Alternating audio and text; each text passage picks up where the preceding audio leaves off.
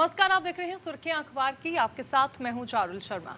नमस्कार, एक बार फिर से आपका बहुत स्वागत है सुर्खी अखबार की में। आपके साथ मैं दीपिका सिंह। चलिए करेंगे गुजरात दौरे की खबर के साथ। जी हाँ, आज गुजरात दौरे पर प्रधानमंत्री मोदी हैं। मोदी टाटा एयरक्राफ्ट कॉम्प्लेक्स का आज उद्घाटन करेंगे। दैनिक भास्कर ने और तमाम अखबारों ने इस खबर को जगह दी। पीएम नरेंद्र मोदी उनके स्पेनिश समकक्ष पेड्रो सांचेज आज गुजरात के वडोदरा में टाटा के एयरक्राफ्ट कॉम्प्लेक्स का उद्घाटन करेंगे। इस कॉम्प्लेक्स में टाटा एडवांस सिस्टम द्वारा C295 विमान बनाए जाएंगे, यानी कि C295 विमान बनाए जाएंगे। ये भारत में निजी क्षेत्र की पहली यूनिट होगी। देखिए, आज फिर से इतिहास अपने आप में रचने जा रहा है, जिसमें अलग अलग स्थानों पर तैयार कलपुर्जों को जोड़कर सैन्य विमान तैयार किया जाएगा।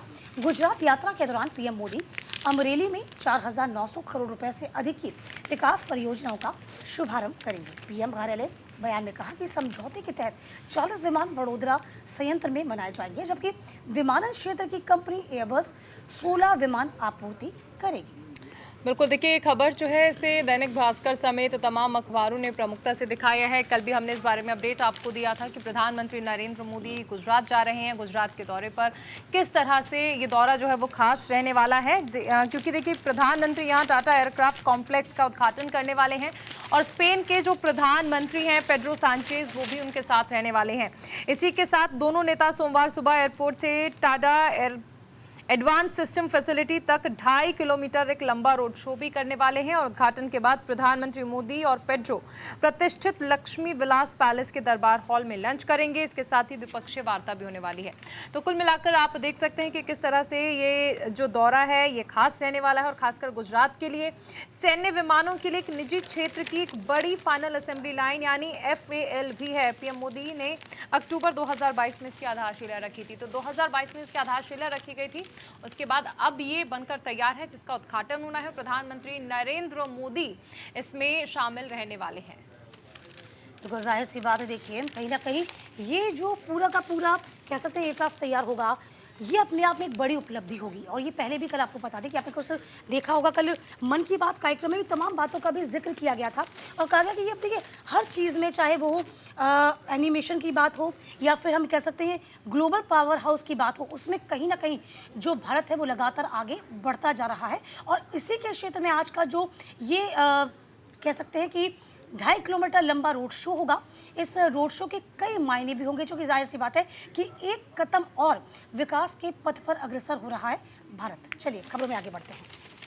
बिल्कुल, हर उम्र और वर्ग के लोग हो रहे हैं डिजिटल अरेस्ट के शिकार। रुको, सोचो और एक्शन लो। प्रधानमंत्री नरेंद्र मोदी ने कल मन की बात कार्यक्रम के दौरान ये बातें कही थी। प्रधानमंत्री मोदी ने रेडियो कार्यक्रम मन की बात में डिजिटल अरेस्ट के बढ़ते मामलों पर चिंता जताई। पीएम मोदी ने इससे बचने के लिए रुको, सोचो और एक्शन लो का मंत्र साझा किया। इसके अलावा पीएम ने लोगों से इस संबंध में अधिक से अधिक जागरूक बनने और जागरूकता फैलाने का आह्वान भी किया। पीएम मोदी ने डिजिटल अरेस्ट से जुड़े एक फरेबी और पीड़ित के बीच की बातचीत का वीडियो भी साझा किया।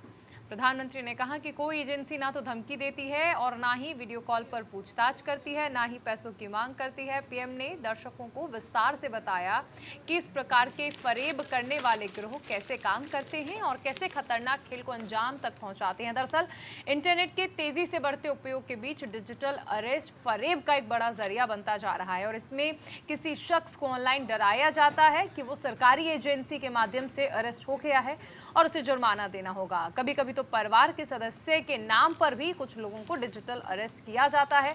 कई लोग इस मामले में डर जाते हैं, शिकार भी बन जाते हैं। तो रुको, सोचो और एक्शन लो, प्रधानमंत्री का ये मंत्र।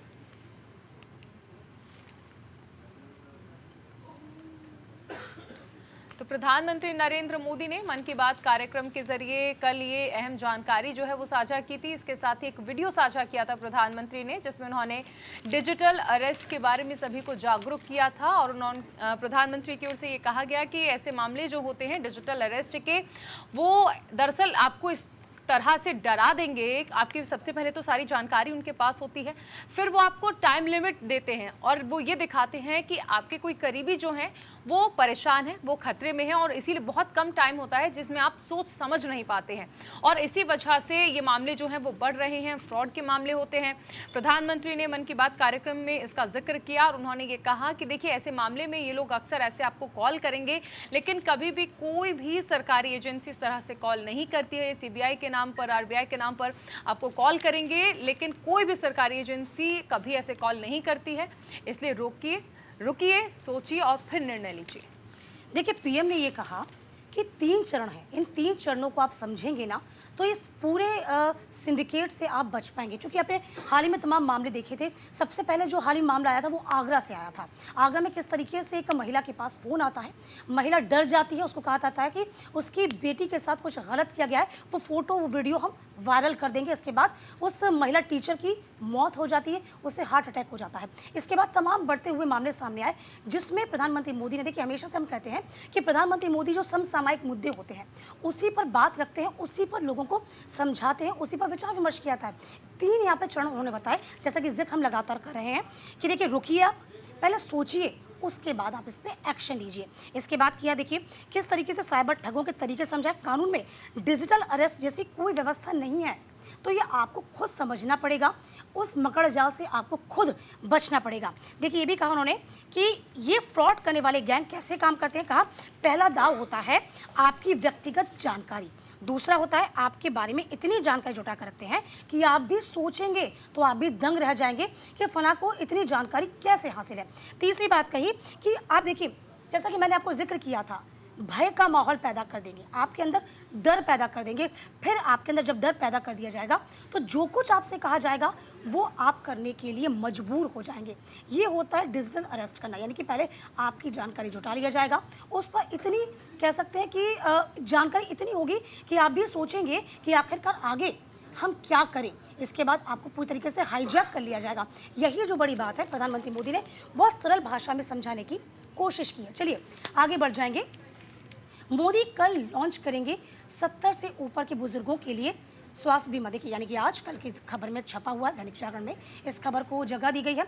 आयुष्मान भारत प्रधानमंत्री जन आरोग्य योजना के तहत 70 वर्ष और उससे अधिक उम्र के सभी नागरिकों के लिए पीएम नरेंद्र मोदी 29 अक्टूबर यानी कि कल स्वास्थ्य बीमा की शुरुआत करेंगे। तो फिलहाल देखिए, आपको बता दें कि तमाम अखबारों ने इस खबर को जगह दी है। तो फिलहाल देखिए, सभी नागरिकों के लिए पीएम नरेंद्र मोदी 29 अक्टूबर यानी कि कल स्वास्थ्य बीमा की शुरुआत करेंगे। लगभग 4.50 करोड़ यानी कि लगभग 4.5 करोड़ परिवारों के 6 करोड़ नागरिकों का इसको लाभ मिलने वाला है। एक आधिकारिक सूत्र ने कहा कि 70 साल या उससे अधिक उम्र का प्रत्येक व्यक्ति, चाहे वो गरीब हो, मध्यम वर्गीय हो या फिर अमीर हो, आयुष्मान कार्ड पाने के लिए पात्र है। विस्तारित योजना शुरू होने से पहले PMJAYA के तहत किसी भी सूचीबद्ध अस्पताल में 5 लाख रुपए तक का मुफ्त इलाज भी करा सकता है। 1 सितंबर 2024 को 12,696 निजी अस्पतालों सहित कुल 29,648 अस्पतालों को PMJAYA के तहत सूचीबद्ध किया गया है। देखिए ये खबर है जिसे कई अखबारों ने प्रमुखता से छापा है, क्योंकि सबसे अहम चीज़ हो जाती है कि ये आयुष्मान योजना प्रधानमंत्री नरेंद्र मोदी ने जिस दौरान लॉन्च की थी, तभी ये उद्देश्य रखा गया था कि जो स्वास्थ्य सेवाएं हैं वो सभी को मिलनी चाहिए, स्वास्थ्य व्यवस्थाएं जो हैं वो भी सबको मिलनी चाहिए। और इसी के तहत आप देख सकते हैं कि आयुष्मान योजना जो है उसका शुभारंभ किया गया था। प्रधानमंत्री नरेंद्र मोदी इसकी कल शुरुआत करने वाले हैं, मंगलवार को यानी 29 अक्टूबर को। लगभग 4.50 करोड़ परिवारों के 6 करोड़ नागरिकों को इसका लाभ मिलने वाला है। अब तक देखिए, आपने देखा था कि आयुष्मान योजना का लाभ किस तरह से मिलता था। अब 70 वर्ष से ऊपर के बुजुर्गों के लिए अगर बात करें तो स्वास्थ्य बीमा योजना जो है उसकी शुरुआत की जा रही है और इसमें कई तरह से लाभ जो है बुजुर्ग लोगों को मिलने वाला है। क्योंकि आप देखते हैं कि जब व्यक्ति बुजुर्ग होने लगता है, उससे कई सारी समस्याएं होती हैं, ऐसे में उन्हें और भी ज़्यादा बेहतर सुविधाएं मिल पाएँ स्वास्थ्य के क्षेत्र में। इसके लिए स्वास्थ्य बीमा योजना जो है उसका शुभारंभ प्रधानमंत्री नरेंद्र मोदी 29 अक्टूबर को करने वाले हैं, यानी मंगलवार को। इसी के साथ साथ प्रधानमंत्री नरेंद्र मोदी क्योंकि 70 वर्ष से अधिक या उससे अधिक उम्र का प्रत्येक व्यक्ति, चाहे वो गरीब हो, मध्य परिवार का हो या फिर अमीर हो, आयुष्मान कार्ड पाने के लिए पात्र है, ऐसा इसके जरिए बताया गया। 1 सितंबर 2024 तक 696 निजी अस्पताल सहित कुल 29,648 अस्पतालों को PMJY के तहत सूचीबद्ध किया गया है। ये योजना वर्तमान में दिल्ली, ओडिशा और बंगाल को छोड़कर 33 राज्य और केंद्र शासित प्रदेशों में लागू है। तो 3 जो केंद्र शासित प्रदेश है उन्हें छोड़कर बाकी पूरे देश में यानी 33 राज्यों में ये योजना जो है, आयुष्मान योजना, ये लागू है। बिल्कुल, देखिए जाहिर सी बात है, केंद्र का मकसद यही होता है कि सभी को जो स्वास्थ्य सेवाएं हैं वो इक्वली दी जाए। हालांकि इसको लेकर तमाम तरह की भ्रांतियां जो हैं, तमाम राज्य जो बीजेपी शासित नहीं है वो लगातार फैला ज़रूर रहे हैं। लेकिन इस बीच आपको बता दें कि इस योजना का लाभ मिले, ये प्रधानमंत्री मोदी चाहते हैं, जिससे कि लोगों को दिक्कतों का सामना न करना पड़े। तो फिलहाल देखिए इस योजना की शुरुआत की जा रही है और ये कोशिश की जाएगी कि सभी इसका लाभ उठा पाए। चलिए आगे बढ़ते हैं। बीजेपी बंगाल में सत्ता में आई तो रोक देगी बांग्लादेश से ही घुसपैठ। दैनिक जागरण ने इस खबर को जगह दी। केंद्रीय गृह मंत्री अमित शाह ने रविवार को बांग्लादेश से हो रही अवैध घुसपैठ को लेकर सख्त रुख अख्तियार किया। पश्चिम बंगाल में शांति सभी संभव है जब इस घुसपैठ पर रोक लगेगी।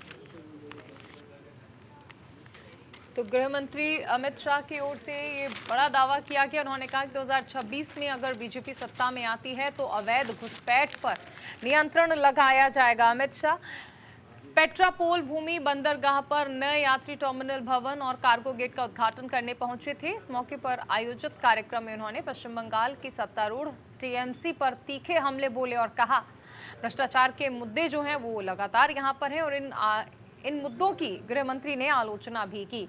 शाह ने राज्य के लोगों से 2026 में राजनीतिक बदलाव की मांग की ताकि राज्य में स्थायी शांति स्थापित हो सके। देखिए इस खबर को लगातार जगह दी गई है दैनिक जागरण ने और काफ़ी बड़ी कॉलम में इसको छापा गया है। इसके बारे में थोड़ी और जानकारी दे देते हैं। केंद्रीय गृह मंत्री राज्य ने जनता से 2026 में परिवर्तन लाने का आग्रह किया है। देखिए आपको याद होगा कि काफ़ी लंबे अरसे तक लेफ्ट का शासन है, लगभग 25 साल तक लेफ्ट ने शासन किया। इसके बाद पश्चिम बंगाल की कमान ममता बनर्जी ने संभाली, जो कि अभी तक मुख्यमंत्री हैं। इस बीच आपको बता दें कि कई तरह की जो वादे हैं वह केंद्र सरकार कर रही है, बीजेपी जो है वो पश्चिम बंगाल की जनता से कर रही है। इस बीच उन्होंने कहा कि परिवर्तन लाना बहुत ज़रूरी हो जाता है। भाजपा बंगाल में आई सत्ता में तो बांग्लादेश से जो घुसपैठ हो रही है उस घुसपैठ पर रोकथाम लगाई जाएगी। इसके साथ ही साथ आपको बता दें कि अमित शाह ने बांग्लादेश से बंगाल में हो रही घुसपैठ पर सख्त रवैया अपनाते हुए कहा कि देखिए अभी तक जितनी घुसपैठ हो रही है वो यहाँ की जो सरकार है, पश्चिम बंगाल की सरकार एक्चुअल में चाहती है घुसपैठ हो, इसीलिए घुसपैठ को बढ़ावा दिया जा रहा है। लेकिन यदि हम सत्ता में आते हैं तो इस घुसपैठ को रोका जाएगा। ये भी कहा कि परिवर्तन लाने का आह्वान किया। भाजपा बंगाल में सत्ता में आई तो घुसपैठ को रोकेगी। रविवार को उत्तर प्रदेश के उत्तर 24 परगना जिले के आईसीपी पेट्रापोल में नई यात्री टर्मिनल भवन का उद्घाटन किया। आगे कहा बंगाल में सिंडिकेट की गुंडागर्दी चल रही है। देखिए वही बातें जो दोहराई गई हैं कि एक सिंडिकेट जो है वो कहीं ना कहीं ममता बनर्जी जो है पूरे पश्चिम बंगाल में चलाती है, उसी को यहाँ पे हम रोकेंगे, जिससे कि जो यहाँ का दोहन है संसाधनों का वो पश्चिम बंगाल के लोग ही कर पाएँ, अन्य राष्ट्र से जो आ रहे हैं या घुसपैठ कर रहे हैं वो इसका दोहन ना कर पाएँ। इसके अलावा कहा कि महिलाएं जो हैं वो सुरक्षित हैं। जो हाल ही में जो केस हुआ था उसको लेकर भी आड़े हाथों यहाँ पर अमित शाह ने लिया। कहा कि नरेंद्र मोदी ने भूमि बंदरगाह प्राधिकरण की अवधारणा को ही बदल दिया। लेकिन मुझे विश्वास है कि बीजेपी आती है सत्ता में तो जाहिर सी बात है हम इन तमाम समस्याओं से निपटारा जरूर करेंगे। बिल्कुल, चलिए आगे बढ़ते हैं। चीन से विवाद के निपटारे के बाद ही सीमा प्रबंधन और स्थिरता पर होगी बातचीत, ऐसा विदेश मंत्री एस जयशंकर की ओर से कहा गया। अमर उजाला ने इस खबर को प्रमुखता से छापा है। विदेश मंत्री एस जयशंकर ने कहा कि लद्दाख के देपसांग और डेमचोक में सैनिकों का पीछे हटना पहला कदम है और उम्मीद है कि भारत 2020 की गश्त की स्थिति में वापस आ जाएगा। जाहिर सी बात है, देखिए ये बहुत बड़ी खबर है, बहुत बड़ी जानकारी भी। विदेश मंत्री ने देखिए अभी ये साफ तौर पर स्पष्ट कर दिया है कि चीन की ओर से इशारा किया, कहा कि अगला कदम तनाव कम करना है। देखिए स्थितियां गलवान का जो यूँ कह सकते हैं कि किस तरीके से गलवान को लेकर हम परेशान हो गए थे और अंतर्द्वंद की स्थिति बन गई थी।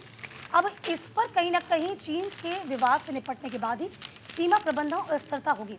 हालांकि ऐसा तभी होगा जब तक भारत को यकीन नहीं हो जाता कि दूसरी तरफ से भी यही हो रहा है।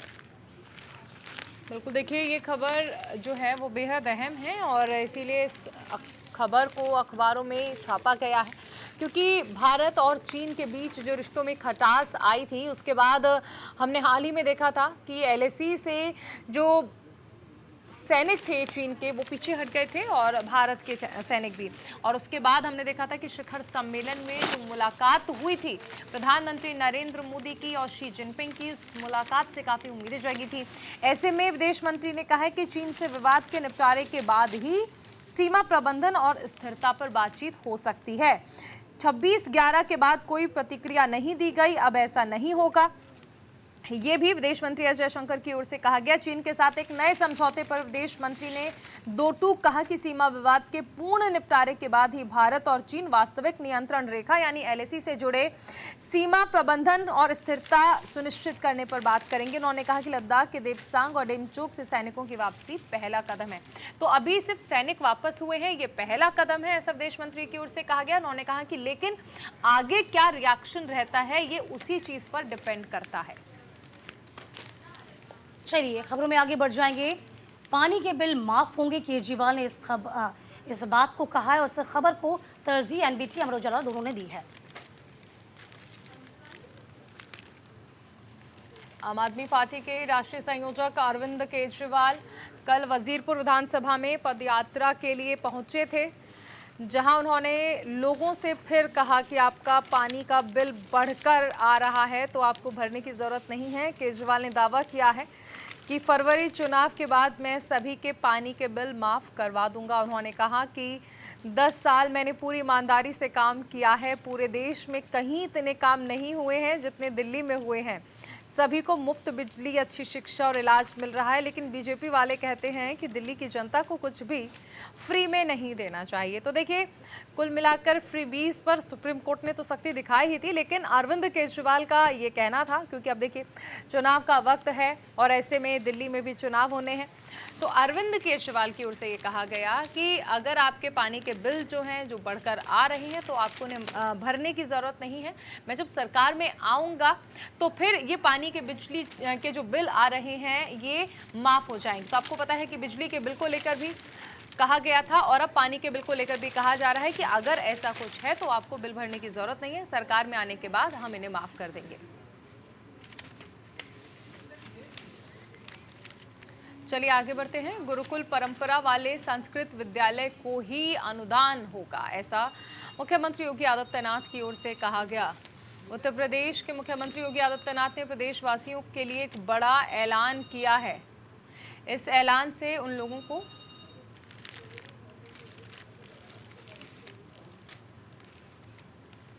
काफ़ी फायदा होगा जो संस्कृत पढ़ने में रुचि रखते हैं। सीएम योगी ने बीते दिन संपूर्णानंद संस्कृत यूनिवर्सिटी के सभी छात्रों के बीच जाकर ऐलान किया कि सरकार उन्हें पढ़ने के लिए आर्थिक सहायता देगी। योगी आदित्यनाथ ने कल विश्वविद्यालय में राज्य भर के सभी संस्कृत छात्रों के लिए स्कॉलरशिप स्कीम की शुरुआत की। उन्होंने प्रदेश में आवासीय गुरुकुल शैली के संस्कृत स्कूलों को पुनर्जीवित करने की योजना की घोषणा की। देखिए इसके मुताबिक मुख्यमंत्री ने साइंस और टेक्निकल एजुकेशन के लिए भी आगे बढ़ने के लिए बात की है। इस खबर को दैनिक जागरण ने फ्रंट पेज पर जगह दी है। देखिए गुरुकुल परंपरा वाले संस्कृत विद्यालयों को ही अनुदान दें, ये सीएम योगी आदित्यनाथ ने कहा। मुख्यमंत्री ने काशी से सांस्कृतिक छात्रवृत्ति योजना का शुभारंभ किया। शोधार्थियों को भी दिया सरकार की ओर से सहायता का भरोसा। तो फिलहाल देखिए वाराणसी में रविवार को संस्कृत छात्रवृत्ति योजना का शुभारंभ करते हुए सीएम योगी आदित्यनाथ तमाम बड़ी बातें कहते नजर आए। चलिए सुर्खी अखबार की में वक्त एक छोटे से ब्रेक का, कहीं मत जाइएगा, हम फौरन लौटेंगे।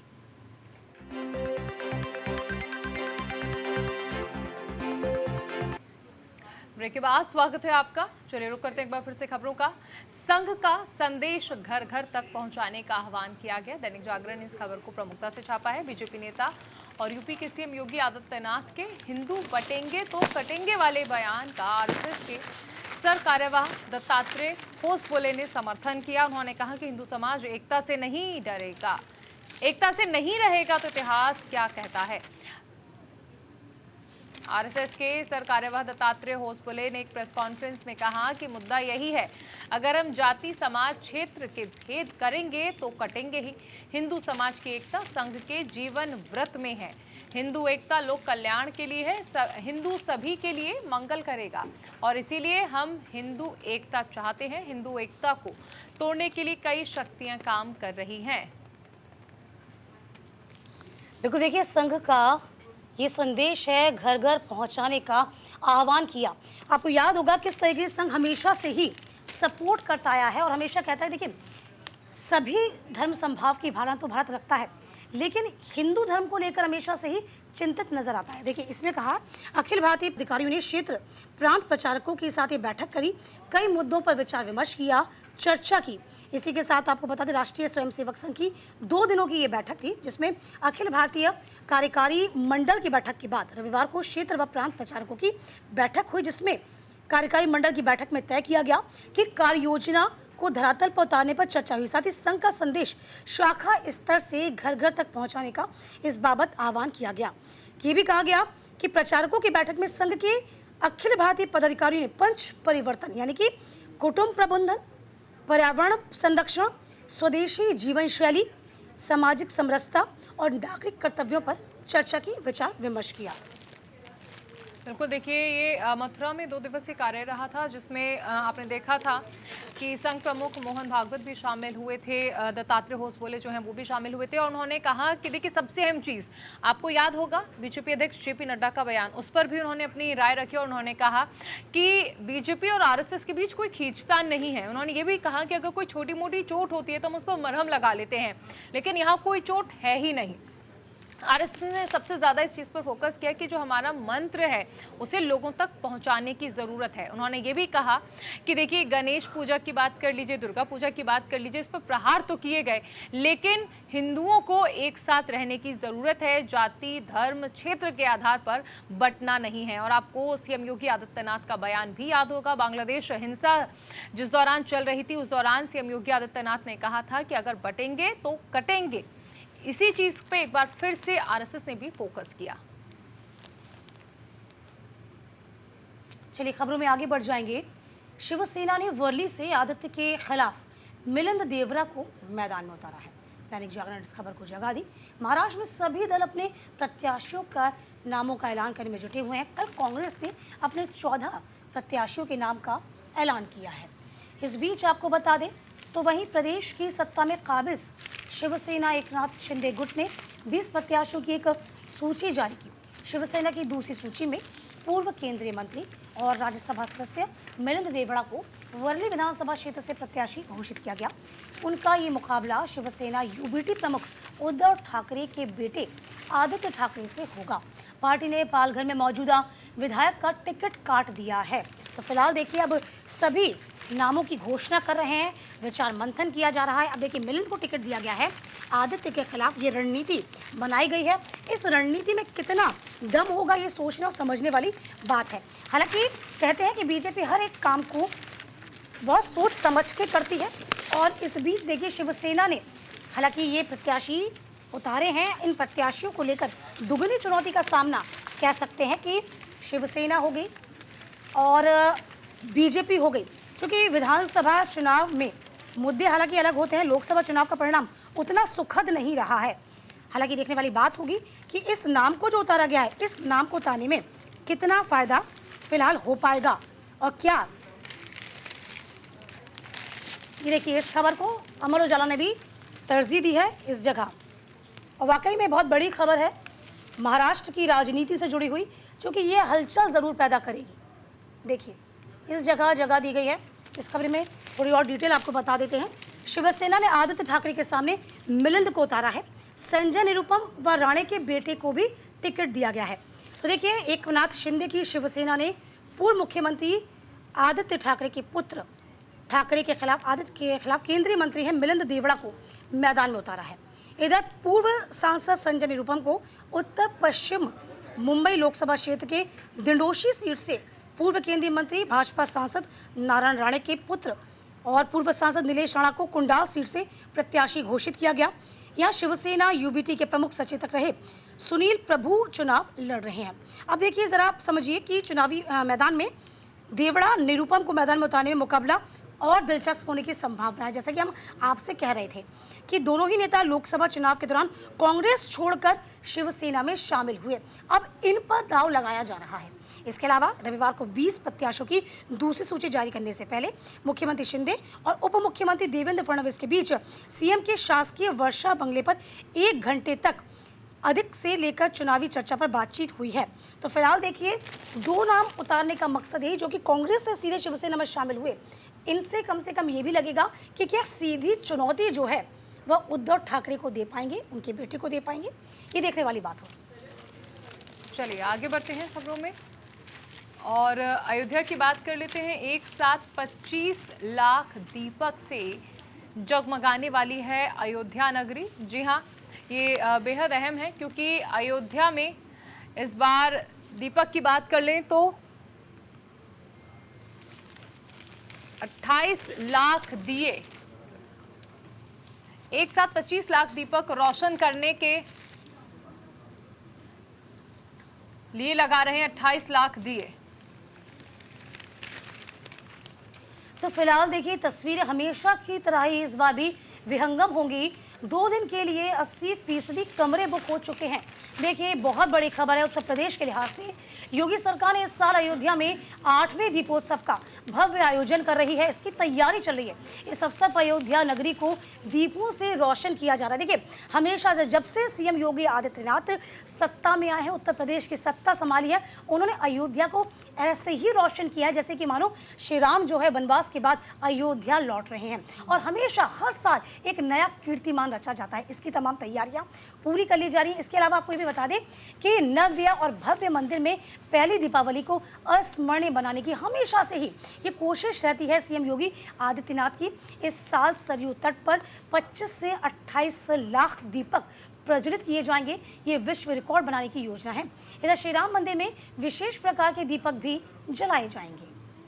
बिल्कुल, देखिए अयोध्या में होने वाला ये जो दीपोत्सव है ये कई मायनों में खास रहने वाला है। खास इसलिए भी रहने वाला है क्योंकि प्रभु श्री राम के विराजने के बाद ये पहला दीपोत्सव है। रूप 14 पर जब मनाया जाएगा तो लगभग 25 लाख दिए जो हैं उनसे सरयू जगमगाने वाली है। इसके साथ ही रामपथ और कर्तव्य पथ को भी सजाया जाएगा और Guinness book of world record में इसका नाम जो है या ये पूरा जो कार्यक्रम है ये दर्ज होने वाला है। आपको याद होगा कि प्रधानमंत्री नरेंद्र मोदी ने जिस तरह से इस दौरान पूजा अर्चना की थी, जिस दौरान प्रभु श्री राम वहां पर विराजे थे, तब भी वहां पर दिवाली मनाई गई थी क्योंकि प्रभु श्री राम वहां पर विराजे थे। और अब उनके विराजने के बाद दीपोत्सव की बात कर लें तो ये पहला दीपोत्सव है जो कि भव्य होने वाला है। शुरुआत जिस दौरान दीपोत्सव की गई थी यानी अयोध्या में, उस दौरान 1,25,000 दिए जलाए गए थे। वो जो संख्या है वो आज बढ़कर अब 25 लाख तक पहुंच चुकी है।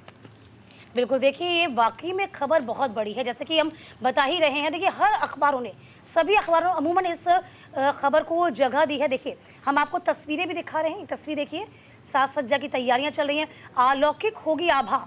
जी हाँ, एक बार फिर से अलौकिक आभा से जगमगा उठेगा राम मंदिर। भव्य साज सज्जा की गई है। राम मंदिर सहित राम जन्मभूमि परिसर जो है उसके प्रत्येक खंड को दिव्य कहा जाएगा। भव्य सजावट की गई है। मुख्य द्वार की हम बात करते हैं। मुख्य द्वार द्वारा सभी चारों गेट आपको बता दें वो अलौकिक तोरण से सुसज्जित किए जाएंगे, उनको सजाया जाएगा।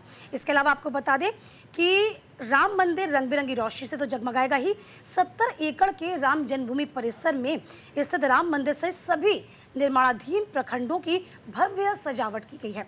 भांति भांति के फूलों से बंदरवाल बनाए जाएंगे। इसके अलावा हर साल देखा होगा आपने, 8 साल हो जाएंगे और हर साल एक नया रिकॉर्ड, एक नया कीर्तिमान उत्तर प्रदेश रचता है। और इसी उत्सव पे प्राण प्रतिष्ठा के बाद प्रथम दीपोत्सव अविस्मरणीय हो, अकल्पनीय हो। इसी के लिए ही सीएम योगी आदित्यनाथ और उनकी पूरी टीम तैयार है किस तरीके से इस दीपोत्सव को और भी भव्य बनाया जाए और भी दिव्य बनाया जाए। देखिए दीपोत्सव के परिसर में आपको बता दें 1 लाख दिए जलाए जाएंगे और ये दीपक ऐसे होंगे जिनकी रोशनी से पूरा जो भवन है वो दैदीप्यमान हो जाएगा। इसके अलावा आपको बता दें कि साज सज्जा की तस्वीरें खींचकर इसे अलौकिक छटा को और अविस्मरणीय बनाया जाएगा। और इसी के साथ साथ आज से मंच पर 6 देश 16 संस्कृति की छटा साफ तौर पर सरयू घाट पर देखने को मिल जाएगी। देखिए, आज से ही आपको बता दें कि जो खुशी का त्यौहार है दीपावली, जो साज सज्जा का त्यौहार है, वो आज से ही आपको बता दें किस तरीके से शुरू हो जाएगी, जिसमें 6 देशों और 16 संस्कृति की जो कह सकते हैं अलौकिक छवि है सरयू तट पर जगमग होती नजर आएगी।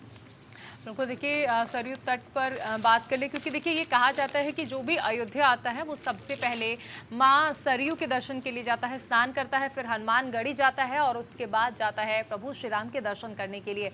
इसलिए सरयू तट को भी सजाया जाएगा हनुमानगढ़ी, और उसके साथ साथ सबसे अहम चीज़ है प्रभु राम का जो मंदिर है उसे सजाया जाएगा। यानी इस बार का दीपोत्सव कई मायने में खास होने वाला है। चलिए आगे बढ़ते हैं। दिवाली और छठ की भीड़, ट्रेन में चढ़ने के लिए भगदड़ मच गई, 10 लोग घायल हुए। दैनिक भास्कर ने इस खबर को छापा है और हम आपको ये दिखा भी रहे हैं अखबार के माध्यम से ये खबर जो है। तो फिलहाल त्योहारों का सीजन शुरू होते ही देश में रेलवे की व्यवस्था पूरी तरीके से चरमरा गई। दीपावली और छठ के त्यौहार में लोग अपने घर जाने के लिए रेलवे की सर्विस का सहारा लेते हैं। यात्रियों के पास ट्रेन का टिकट होने के बावजूद यात्रा नहीं कर पा रहे हैं। स्टेशन के प्लेटफॉर्म में लंबी लंबी लाइन लग गई है। भारी भीड़ की वजह से यात्री ट्रेनों में चढ़ नहीं पा रहे। दीपावली के अवसर पर बड़ी संख्या में लोग अपने शहरों से अपने गाँव की ओर जा रहे हैं, लेकिन भारतीय रेल फिलहाल उतनी जगह नहीं दे पा रही। सभी लोग समय पर त्योहार के बीच अपने गाँव पहुँच पाएंगे नहीं, ये सवाल हो गया है। बिल्कुल, दिवाली और छठ की भीड़ जो है वो लगातार बढ़ रही है और सबसे अहम चीज़ ये है कि तरह से मुंबई में इसको लेकर हादसा हुआ, 10 लोग घायल हो गए थे।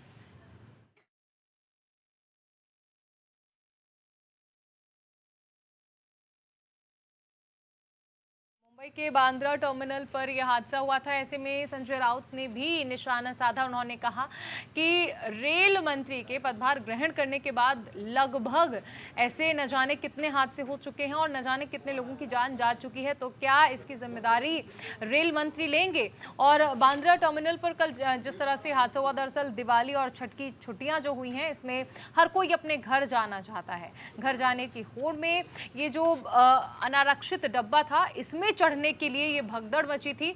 हर कोई इसमें चढ़ना चाहता था और इसी दौरान ये हादसा हो गया। हालांकि वहाँ जीआरपी और आरपीएफ के लोग मौजूद थे, उन्होंने बाद में सभी घायलों को अस्पताल पहुंचाने में मदद की। लेकिन ये एक बड़ा हादसा इस मायने में कहा जा सकता है कि रेलवे की ओर से तमाम दावे किए गए थे कि ट्रेन की संख्या बढ़ा दी गई है और तमाम फैसिलिटीज उन लोगों को दी जा रही हैं जो लोग छठ पर और दिवाली पर अपने घर जाना चाहते हैं। और इस ट्रेन की भी बात कर लें तो इस ट्रेन में भी सबसे ज्यादा उत्तर प्रदेश और बिहार के लोग थे जो कि अपने त्योहार पर घर जा रहे थे और इसी दौरान ये भगदड़ मच गई और ये हादसा हो गया जिसमें 10 लोग घायल हुए। तो फिलहाल तस्वीर भी आप देखिए, वो तस्वीर भी हम आप तक पहुंचा रहे थे कि इस पूरे घटना में कम से कम 8 लोग घायल हो गए हैं। 2 की स्थिति बेहद गंभीर बताई जा रही है, जिनका इलाज फिलहाल जारी है। चलिए इस बीच खबरों में आगे बढ़ते हुए बात होगी जिम ट्रेनर की। जिम ट्रेनर ने हत्या कर डीएम आवास के परिसर में महिला का शव गाड़ दिया। देखिए सनसनीखेज खबर है, अमर उजाला ने इस खबर को जगह दी। उत्तर प्रदेश के कानपुर में जिम ट्रेनर ने एक खौफनाक वारदात को अंजाम दिया है। बिल्कुल, जिम ट्रेनर ने महिला की हत्या करके उसके शव को कानपुर के जिला मजिस्ट्रेट के आवास परिसर में दफना दिया। मामले का खुलासा करीब 4 महीने बाद हुआ है, जब पुलिस ने अपराधी को पकड़कर उससे सख्ती से पूछताछ की है। पुलिस का कहना है कि दोनों के बीच संबंध था और विवाद के बाद आरोपी ने गुस्से में आकर इस वारदात को अंजाम दिया। कानपुर में एक महिला बीते जून महीने में ग्रीन पार्क स्टेडियम में जिम के लिए गई थी और फिर वो वापस नहीं लौटी। 32 वर्षीय एकता गुप्ता के रूप में महिला की पहचान हुई है। तो देखिए, कुल मिलाकर कहा जा सकता है कि आपने दृश्यम मूवी देखी होगी और ये कहानी जो है वो उससे मिलती जुलती है। दृश्यम मूवी देखकर इस महिला की हत्या की गई और सबसे हैरान करने वाला मामला ये है इसमें कि जिम ट्रेनर ने सबसे पहले तो महिला की हत्या की और उसके बाद उसका जो शव है उसे कहीं और नहीं बल्कि जिले के सबसे बड़े अधिकारी यानी डीएम के आवास में छिपाया। यानी डीएम आवास जो है वहां पर इस शव को गाड़ दिया गया। और हैरानी वाली बात यह है कि इस मामले का खुलासा पुलिस कर ही नहीं पाई जब तक आरोपी ने खुद अपना गुनाह कबूल नहीं कर लिया और उसने ये नहीं बता दिया कि महिला का शव उसने कहां दफनाया है। इसमें कई सारे सवाल जो है वो इस बात के लहजे से भी खड़े होते हैं कि क्या इतनी आसानी से कोई व्यक्ति, हालांकि ये भी कहा जा रहा है कि जिम ट्रेनर जो है वो डीएम आवास पर जाता था, लेकिन सवाल ये उठता है कि क्या जिले के सबसे बड़े अधिकारी के घर पर एक शव को दफनाया जाता है और इस बात की जानकारी किसी को नहीं होती है, तो फिर आखिर सुरक्षित कौन है। सुरक्षा को लेकर सवाल उठते हैं और इसी के साथ साथ एक बड़ी लापरवाही भी इस पूरे मामले में देखने को मिली है। लेकिन ये पूरा मामला इंस्पायर कहा जाता है कि दृश्यम मूवी से हुआ। देखिए, बड़ी बात यह है इसमें पुलिस की कारगुजारी भी सामने आ रही है, क्योंकि पति जो है, जो पति ने कहा कि देखिए लगातार मैं कह रहा हूं कि उसका अपहरण किया गया है, यहाँ पुलिस जो है उसे प्रेम प्रसंग मानकर लगातार टालती नजर आ रही थी। इसका जिक्र भी किया है महिला के पति राहुल गुप्ता ने, लगातार कहा कि देखिए 4 महीने पहले अपहरण की बात कह के मैंने एफआईआर को दर्ज करवाया था।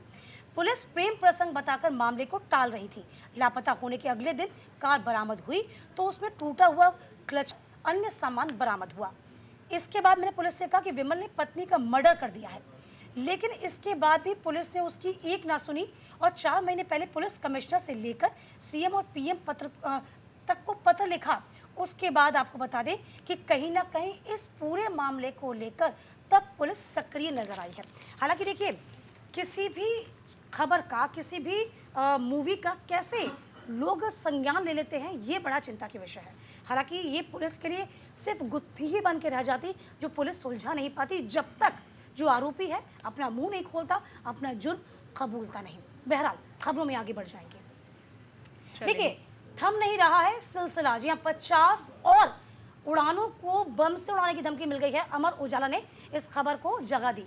देश भर में विमानों में बम होने की धमकियां लगातार मिल रही हैं। भारतीय विमानन कंपनियों को कल यात्रियों को लेकर उड़ान से भरे, यानी कि कहते हैं कि कम से कम 50 वापस से ऐसी धमकी मिली है। लगभग 14 दिनों में भारतीय विमानन कंपनियों के द्वारा संचालित 350 से अधिक उड़ानों में बम होने की झूठी धमकी मिल रही है। ज़्यादातर धमकियां सोशल मीडिया के जरिए दी गई। इसी के चलते यात्रियों में काफ़ी डर देखने को मिल रहा है। कल जिन आपको बता दें कि उड़ानों को धमकी मिली, उसमें से इंडिगो की 18, विस्तारा की 17, आकाशा की 15 उड़ानें शामिल हैं। इस तरह पिछले 2 हफ्तों में लगभग 350 से ज़्यादा घरेलू और अंतर्राष्ट्रीय उड़ानों में बम होने की धमकी मिली। हालांकि जांच में ये सभी धमकियां झूठी निकली हैं, लेकिन सबसे अहम बात होती है इस तरह की झूठी अफवाहों से एविएशन सेक्टर को बहुत ज़्यादा नुकसान उठाना पड़ रहा है।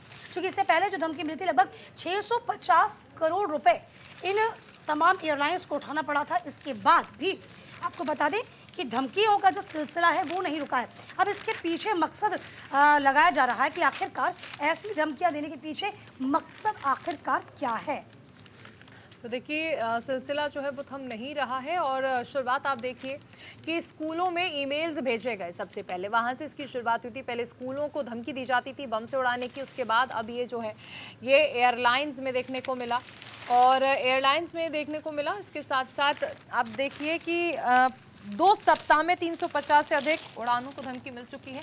सोशल मीडिया के जरिए धमकी दी जाती है और ये कहा जाता है कि एयरलाइन को बम से उड़ा दिया जाएगा। ऐसा ही सिलसिला जो है वो दिल्ली में हमने देखा था, कई स्कूलों को धमकी दी गई थी।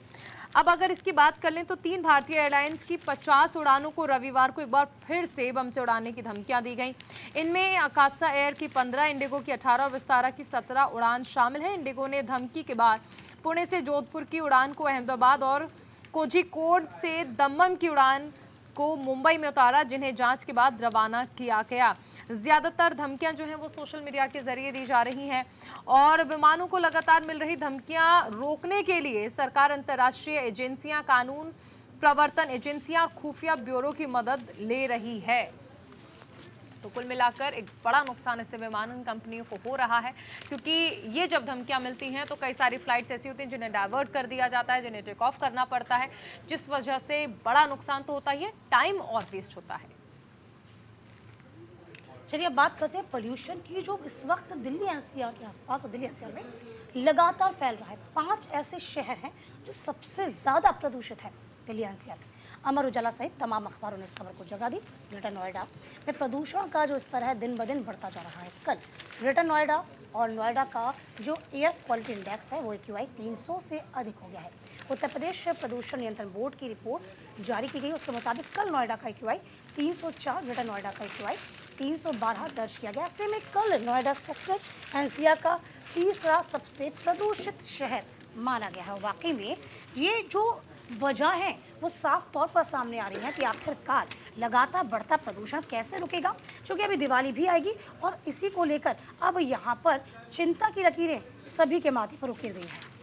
बिल्कुल, देखिए यहाँ पर आप इस हेडलाइन से समझ सकते हैं कि विडंबना यह है कि 5 शहर हैं जो कि सबसे ज़्यादा प्रदूषित हैं और 4 उनमें NCR के ही हैं। इससे आप ये समझ सकते हैं कि दिल्ली NCR की आबो हवा जो है वो किस कदर जहरीली हो चुकी है, लोगों के रहने में कितनी समस्याओं का सामना उन्हें करना पड़ रहा है।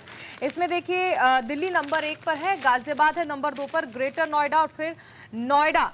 अब आप ये समझिए कि जब 5 सबसे प्रदूषित शहरों की बात की जाए और उसमें 4 दिल्ली NCR के हों तो फिर हवा किस तरह से जहरीली हो चुकी है, लोगों को सांस लेने में जो तकलीफ हो रही है, इसी के साथ साथ कुछ लोगों को हेडेक हो रहा है, कुछ लोगों को सांस लेने में समस्याएं हो रही हैं, कई सारी जो प्रॉब्लम्स हैं और हेल्थ प्रॉब्लम्स जो हैं वो इनसे बढ़ती जा रही है। अस्थमा के मरीजों के लिए खास समस्या होती जा रही है बढ़ता प्रदूषण जो है, क्योंकि लगातार हवा जहरीली होती नजर आ रही है। वाकई में देखिए अब इसके लिए एक बैठक की भी बात की गई है कि बैठक किए जाएंगे, दिशा निर्देश दिए जाएंगे। जगह जगह पर ऐसी स्थिति बन रही है। देखिए प्रदूषण रोकने में विफल हो रही है सरकारी। कांग्रेस लगातार आपको बता दें आम आदमी पार्टी पर आरोप लगा रही है। बीजेपी कह रही है आपके पास ना तो इच्छा शक्ति है और ना ही कोई योजना है जो कि इस प्रदूषण से पार पाया जा सके।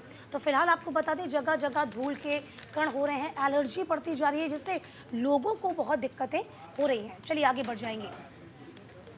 लॉरेंस गिरोह GPS से ट्रैक कर रहा है, VIP को लेकर निशाना बनाया जा रहा है।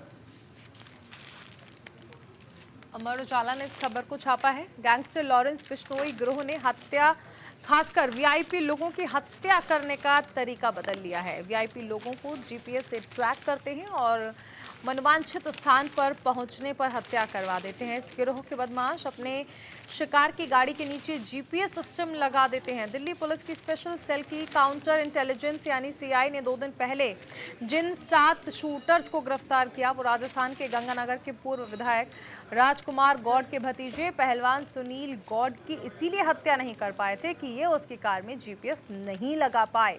दिल्ली पुलिस की स्पेशल सेल के एक वरिष्ठ अधिकारी ने बताया कि जिन 7 शूटर्स को गिरफ्तार किया उनसे पूछताछ में ये बात सामने आई है कि जिसकी हत्या करनी होती है उसका पीछा करना आसान नहीं होता है। ऐसे में गिरोह के सदस्य अपने शिकार की गाड़ी के नीचे मौका लगते ही GPS लगा देते हैं। इसके बाद ये पीड़ित को ट्रैक करते रहते हैं। जब शिकार हाईवे या सुनसान जगह पर जाता है तो गिरोह के सदस्य गोलियां बरसाकर उसकी हत्या कर देते हैं।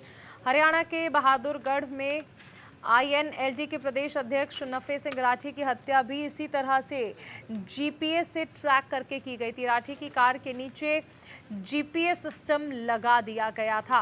तो ये देखिए एक नया तरीका जो है वो अपनाया गया है लॉरेंस बिश्नोई गैंग की ओर से, और जिनकी हत्या करनी होती है या फिर लॉरेंस बिश्नोई का जो टारगेट होता है उसकी गाड़ी के नीचे GPS सिस्टम लगा दिया जाता है ताकि जिसकी हत्या करनी है उसे ट्रैक किया जा सके और उसके बाद जब वो व्यक्ति वहां पर पहुंचता है तो गोलियों से भूनकर उसकी हत्या कर दी जाती है। चलिए इसी के साथ सुर्खियां अखबार की में आज के लिए बस इतना ही। हम कल फिर हाजिर होंगे तमाम खास खबरों के साथ। हमें दीजिए इजाजत। नमस्कार।